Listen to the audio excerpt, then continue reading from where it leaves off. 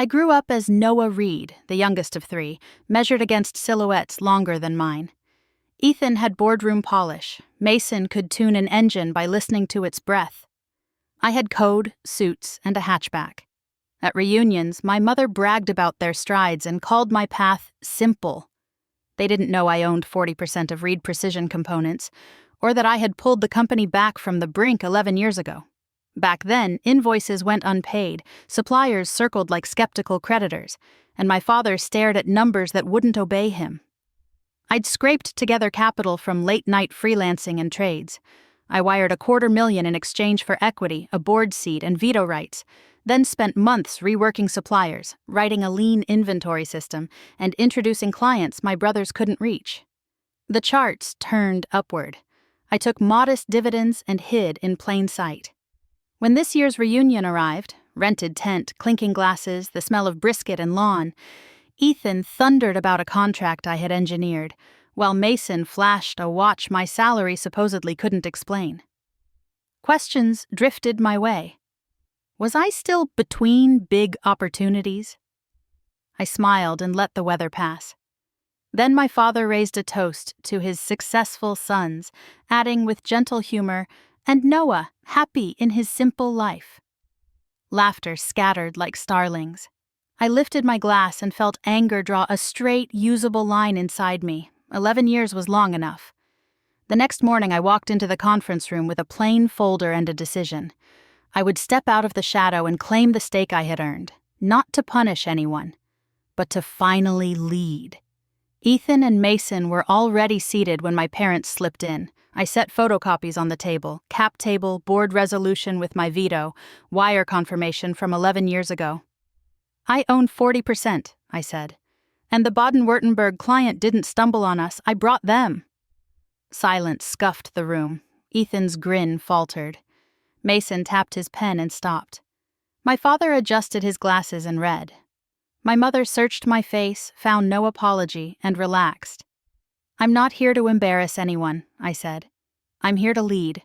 From today, we operate like a company that respects survival, procurement standards, margin guardrails, and a roadmap that won't chase applause."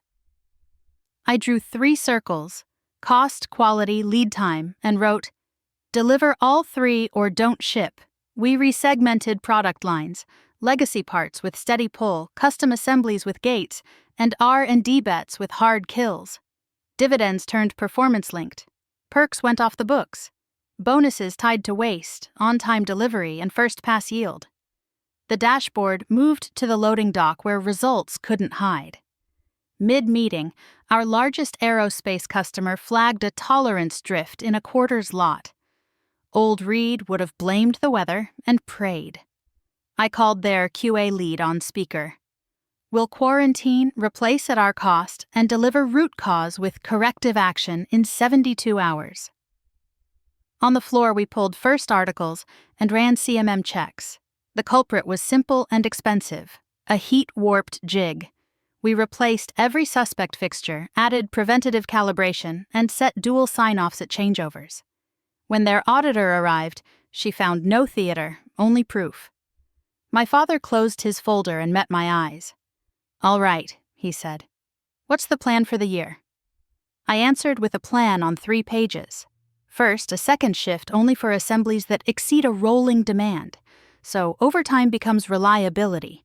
Second, automation only where payback lands under 18 months, with stop-loss gates pre-approved.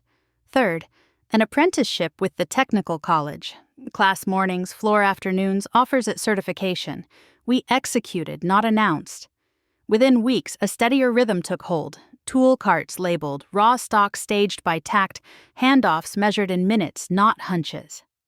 I met suppliers with scorecards, and one rule: we rise together or part politely.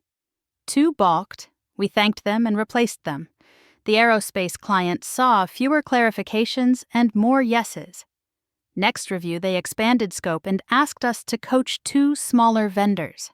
Money, once a private joke, became a building language.